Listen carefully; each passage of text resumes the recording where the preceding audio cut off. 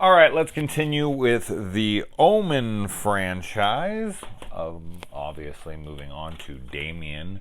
Omen 2. Still don't have that Shout Factory Blu-ray set. That's all right. One day, maybe.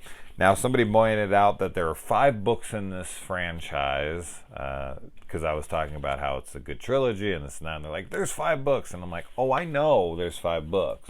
I'm just talking about the movies for now. I haven't read these, but I would like to at some point. I picked them up. I love to collect this kind of stuff. So I have them. And yeah, hopefully one day I do get to these. But for now, let's get to Damien Omen II. Now, I had talked about in the last film how there was like no focus on Damien like at all. And man, did they make up for that in this movie, because this is... he's the titular character for a reason. It is mostly centrically focused on him, which is great. So we get this opening where this guy is convinced, and he goes and he tells his buddy, and they go and they rush out, and they see Damien's faces on the wall, our face on the wall, and then before they can tell anyone, there's a cave-in, and they perish. Which is absolutely terrifying, to just be trapped on either side and then sand to just be filling up like a freaking hourglass and just be sitting in there and just knowing that your demise is imminent. Like, that's just absolutely terrifying. So fucking scary. So that alone, it just gets in your head. When I was watching it, I was like, oh my god, being buried alive, how horrid. So then we jump to 7 years later. So Damien was 6 in the first one, the number of the beast, but of course this time now he's going to be 13. Unlucky 13. I don't know why I had to put my fingers up. I usually do that with smaller numbers. Not sure why. It's just it's reactionary. I don't even know I'm going to do it. Then the aunt, or whatever her name, that is trying to warn them against Damien, is Juno, your caseworker from Beetlejuice. Great to see her in here. Damien's character in this movie is a likable kid, and I do like that they played around with his acceptance of finding out about his future, his destiny. And to explore that through this kid who's mostly just a normal, cool kid. He's got normal friends. He has his cousin who he sees as a brother of his, and all that. And I like the way he's played, and I think the kid who plays him in this is a perfect iteration of him, kind of bouncing off of the look of the kid in the first one. Although the kid in the first one didn't get a lot of lines or whatever, he was always menacing. And the look that the kid has in the first one, I feel like does translate really well over into this kid's appearance and also his performance. So good job on the casting, and good job on the actor as well. And we get this... Now, the way that Juno, the caseworker, dies, I don't remember what her name is in this. Maybe it's Aunt Marjorie? Is that right? I could be fucking crazy. I did have a girl check me out today. Check me out in line at the grocery store, not like check out my ass or anything. Although someone might have. I just didn't notice it. I'll believe that someone did. But yeah, no, her name was Marjorie. You didn't need to know that at all. That story went on for way longer because I started needing validation by pretending that someone checked out my ass, which I'm going to still continue to do. All right. We get Lance. Oh yeah, no, Marjorie. I was going somewhere with that, and then I got off track. And we're going for the bird that flies in and gives her a freaking heart attack, because like the birds are the hell beasts in this movie, and as soon as they show up, shit's about to go down. We got Lance Henriksen here, a young Lance Henriksen, which is great to see, and he takes over as the overseer of Damien in this. It was the nanny in the first one, the second one, now we've got Lance Henriksen, and he's watching over Damien. He's going to make sure he understands his place in all of this. Love that the bully gets bullied, pushers get pushed. Name that movie. Name that mini-series, should I say. That was probably way too fucking vague. But maybe some of you got that was Storm of the Century. Maybe. Pushers get pushed. It's probably been said in like 50 movies, and you're like, oh, it's said in this movie too. Well, kudos. You got it then. We'll go with that one as well. But yeah, the bully, the pusher, he does get pushed, and he sees some shit. And he freaks out, and he's like, oh my god, the flying elves are back. And boom, man, he goes down to the ground. Damien doesn't even have to lay a finger on him. Nobody saw shit. And Henriksen's on his ass. Every time he does something, he's like, whoa, cool it down, man. A little too much vulgar display of power, right? Haven't you watched The Exorcist? It would have been out by then, right? So, listen to Reagan's words of wisdom. And yeah, as I said, I like that Damien is completely unaware of who he is. Now, at the end of the first one, he does seem very disturbed and menacing, and as I had said, but that doesn't mean that he's to the wise about it. And even if he was, I mean, he's only 6. He probably wouldn't even remember it by this point. So I like that he's just kind of a normal kid, and he has these powers, and he doesn't even realize that he's doing them. He's almost like Harry Potter, when he gets mad, and he ends up locking Dudley behind the glass with the snake and all that stuff. Just kind of like, what the hell? How'd I do that? And as it kind of goes on, he's using witchcraft, right? Just like Harry Potter. That's why they banned the damn books from the library. Can't have kids learning about no witchcraft, because that's all that's in there is just like cauldron potion mixtures and how to ride a broom. And I love how with those protests they were asking some of the women who were protesting those books and wanted them to removed from the libraries, and they were like, have you ever read the books? And they're like, I would never. It's like, you never read them, but you're against them. Wow, typical bullshit. Anyway, and yeah, I feel like everyone in this movie is trying to warn, the people who were his. I guess technically his uncle and his aunt, his step uncle, Stumple, and just this guy will not listen to anyone. He's just like, nah, until the end, finally. Now, there are some great deaths in this movie. There are some fucking rad deaths in this movie. Okay, so we got the reporter chick, and she gets her eyes plucked out by some birds, and then she walks out on the road, and boom, gets hit by a truck. Does she go under the truck?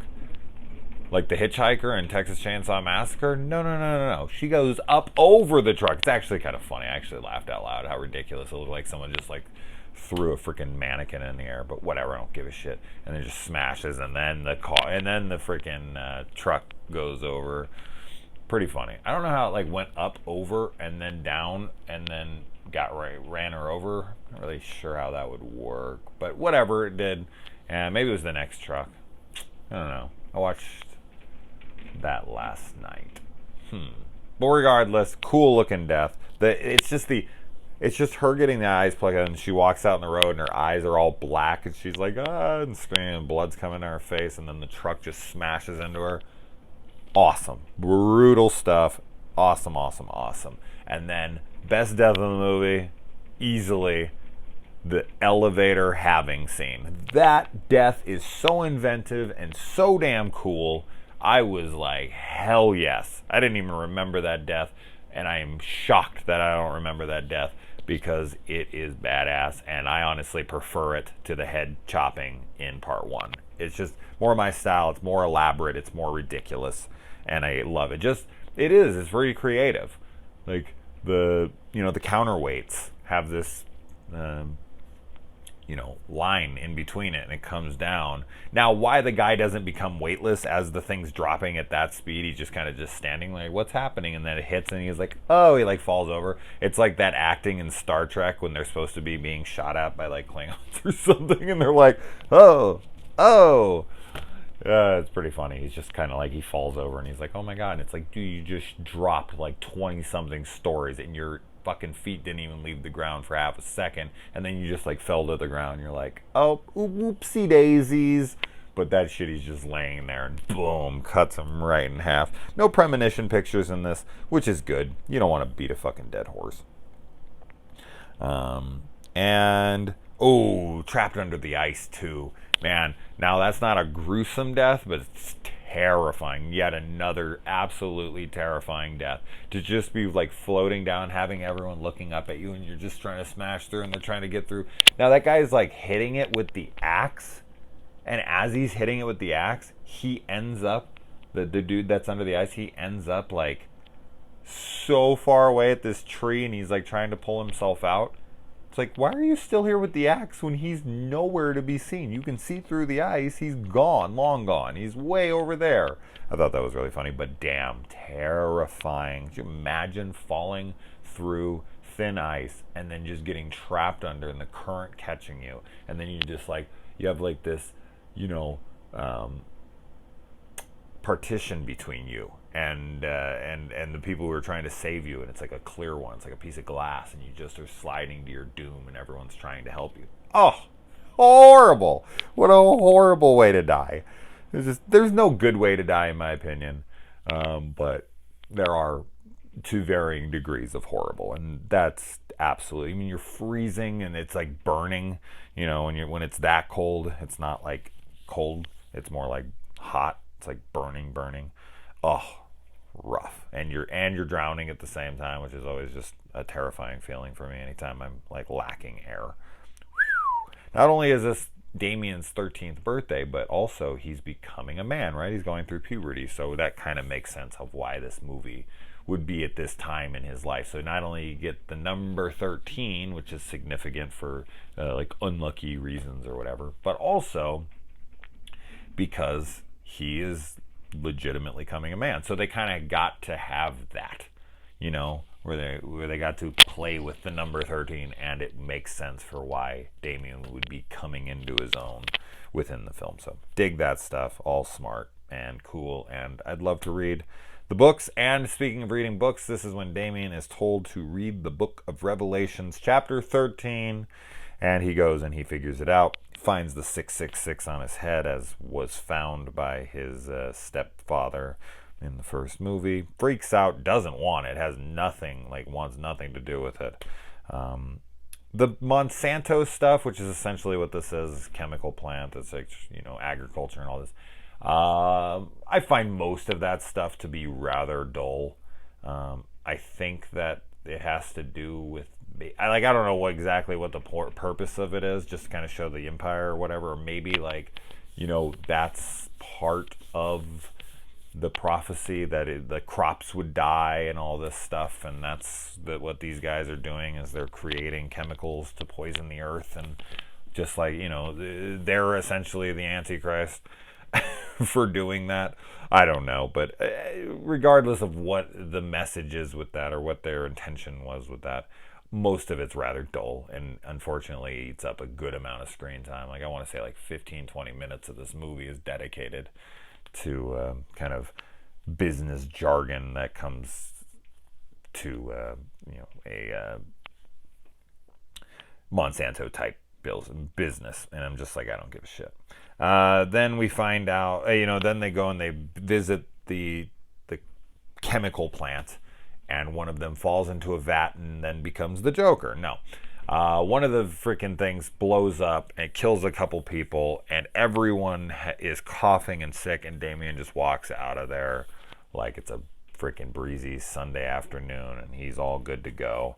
And then the dude takes his blood, finds out that he has the cells of a jackal, so his DNA can't really hide who he is, or his genetic makeup, his cellular structure, should I say. And then, yeah, that guy gets killed by the halving elevator, which is freaking amazing. And I kind of feel bad for the whole Damien Mark situation. So his cousin is like his brother to him, and he keeps asking him, like, I want you to come with me, please, please. Like, I love you like a brother. And Mark is just not having it. He's like, you're the Antichrist, you're a piece of shit, get the fuck away from me, whatever. And that scene is very heartfelt to me. I do feel bad for both of them. I completely understand where they're coming from in those moments. You know, Damien didn't ask for this, and he feels alone, and I think that's kind of his breaking point. That's the end for him. When he does it, he has this freak out. Like, he doesn't want to be with me? Fine. I got to end him. Like, this is what it has to be. And he pulls a full scanners on the kid. I mean, his head would have exploded. That would have been even better. But he seems to have ruptured some kind of blood vessel, whatever. He had a freaking brain aneurysm for all we know. But that's essentially what it seems like. And then Damien kind of screams out, and he's like, I didn't do it, I didn't do it. And it's like, you know what you did, you son of a bitch. Of course he's just trying to, self-preserve there. He's well aware of what he's done. But I feel like, yeah, that is the moment where Damien becomes Damien. He kind of accepts who he's going to be. And I have to wonder, just in the context of the film with the rules set up within this universe, where do the dead go when they die?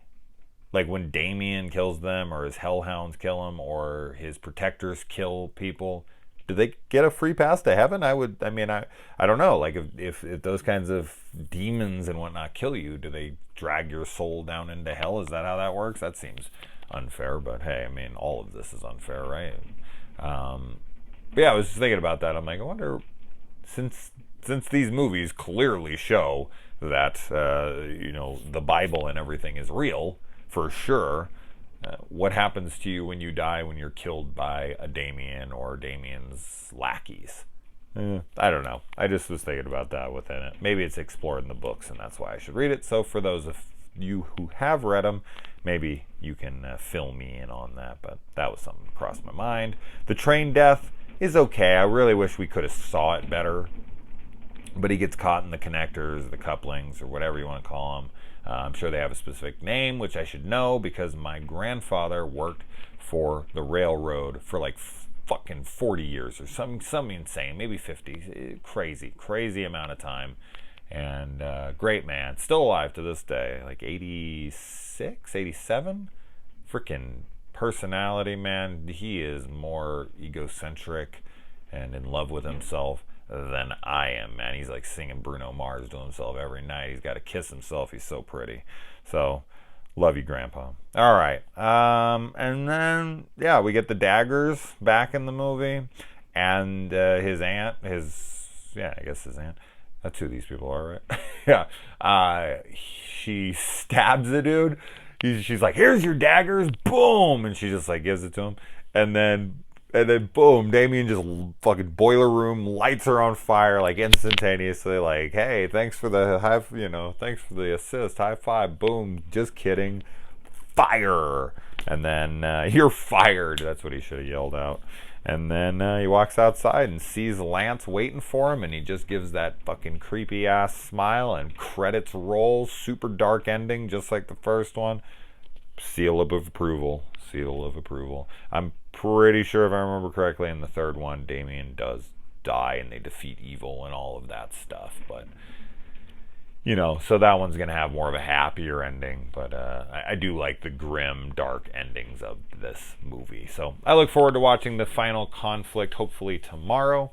And hopefully I get to upload this as soon as I can get internet. So see you then. Adios.